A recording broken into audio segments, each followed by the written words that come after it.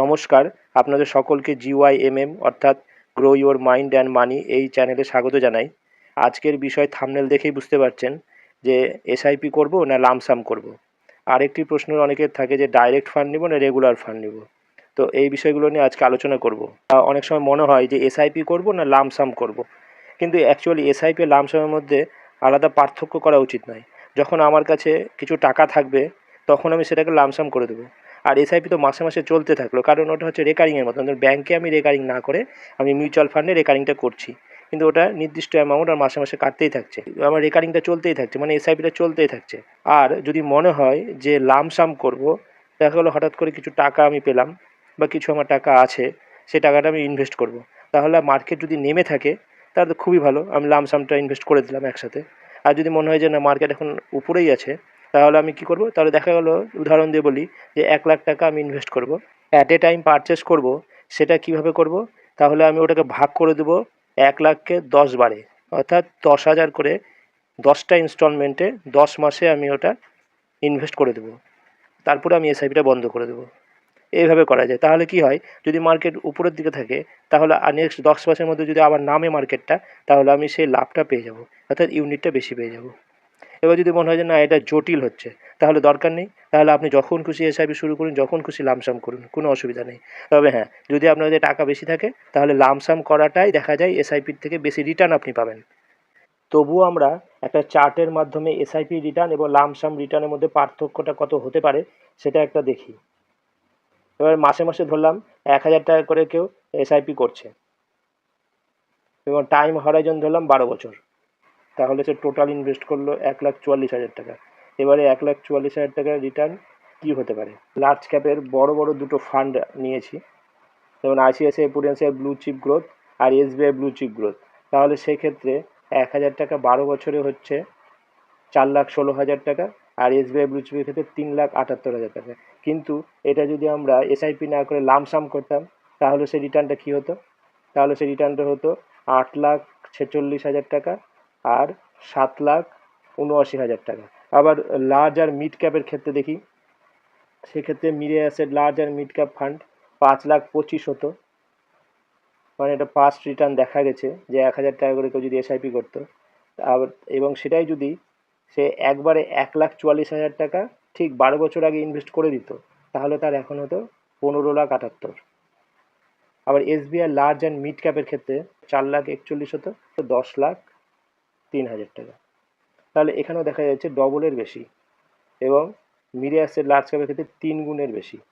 Mid ক্যাপে তাহলে HDFC mid ক্যাপে হচ্ছে 5,70,000 আর কোটাক এমার্জিংয়ে হচ্ছে 5,82,000। লামসাম ইনভেস্ট করা হতো 1,44,000 12 বছর আগে, তাহলে হতো 15,16,000 আর 14,95,000। এক্ষেত্রেও দেখা যাচ্ছে যে প্রায় 3 গুণের কাছাকাছি রিটার্ন হচ্ছে।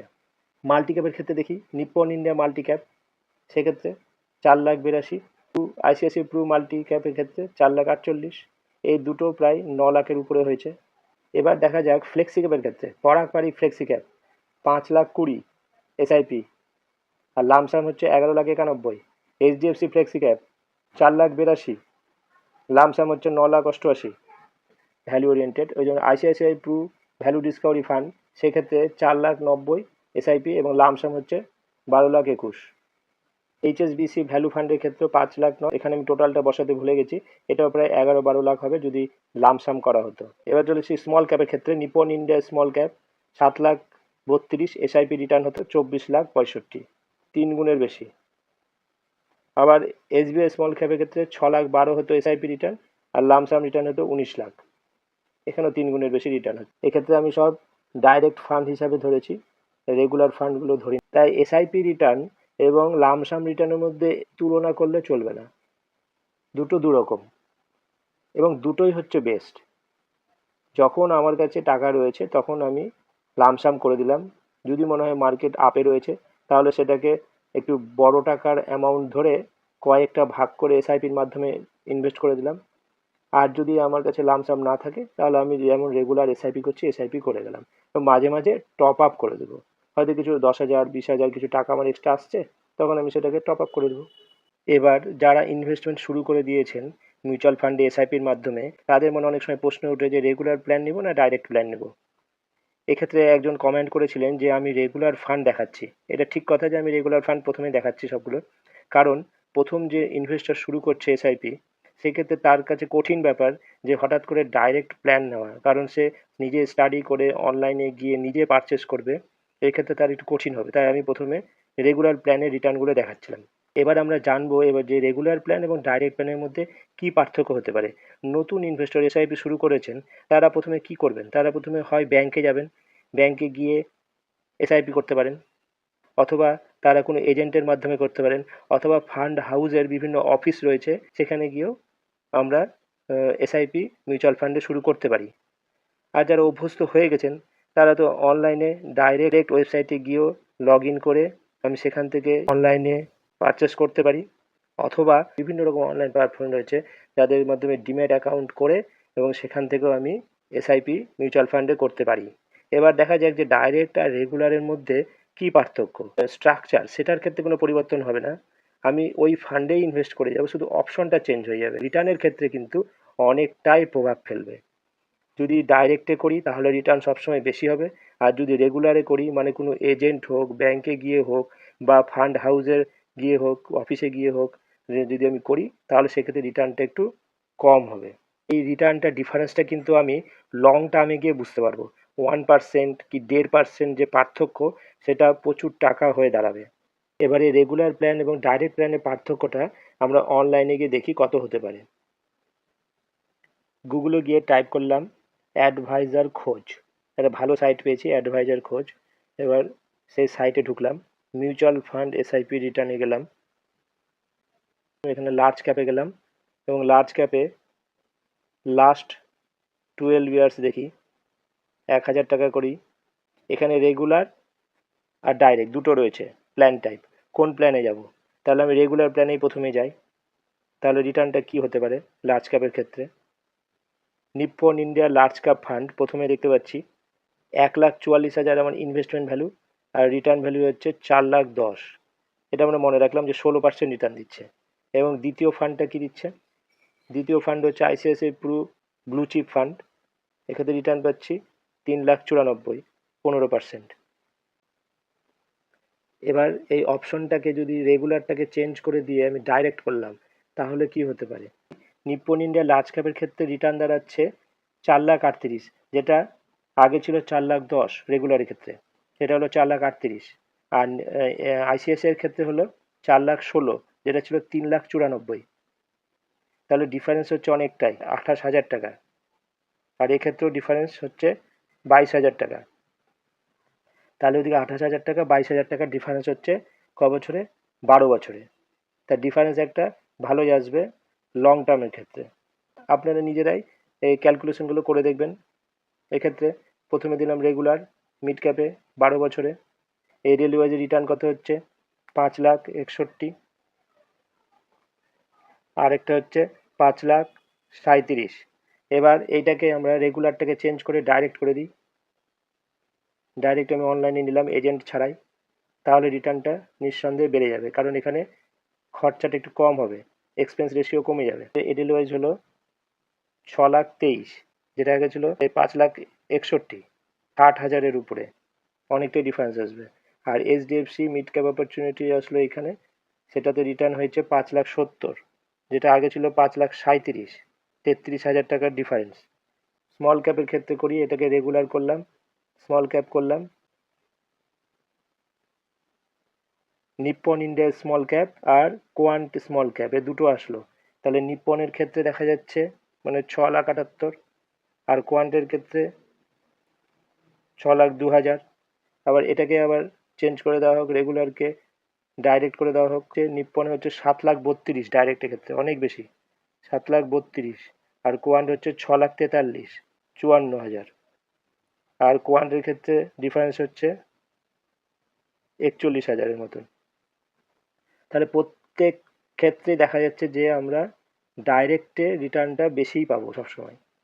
এক্ষেত্রে কি করতে হচ্ছে, আমাকে নিজস্বভাবে বিচার বিশ্লেষণ করে কোন ফান্ডটা আমি নিব ভেবে চিনতে, এবং সেটা অনলাইনে গিয়ে পারচেস করতে হবে ব্যাংকের ক্ষেত্রে।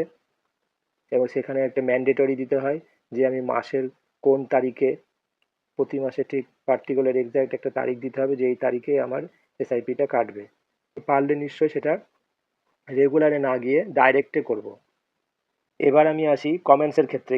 লিখেছেন যে আমি সবেমাত্র মিউচুয়াল ফান্ডে ইনভেস্ট করতে শুরু করেছি, এই ফান্ডগুলি কেমন হবে। যেমন উনি লিখেছেন যে ইউটিআই নিফটি 50 নিঃসন্দেহে ভালো। নিফটি 50 অর্থাৎ লার্জ ক্যাপ, বড় বড় কোম্পানিতে ইনভেস্ট করা হয় এবং রিটার্নও হবে মডারেট, অর্থাৎ এই 12%-এর আশেপাশে ধরতে পারি, কারণ এটা লার্জ ক্যাপ রয়েছে এবং আমার পোর্টফোলিওতে একটা লার্জ ক্যাপ থাকলে ভালোই আছে লং টার্মের ক্ষেত্রে। আর দ্বিতীয়ত বলা হয়েছে এখানে মতিলাল ওসওয়াল ডিফেন্স ফান্ড।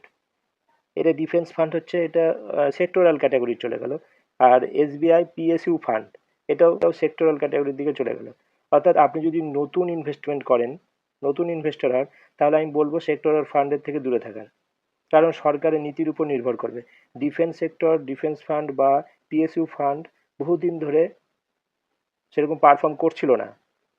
বর্তমানে সরকার ইনিশিয়েটিভ নেওয়ার ফলে সেই ফান্ডগুলো, সেই সেক্টরগুলো এগিয়ে চলেছে, তাই রিটার্ন এখন মনে হচ্ছে অনেকটাই বেশি।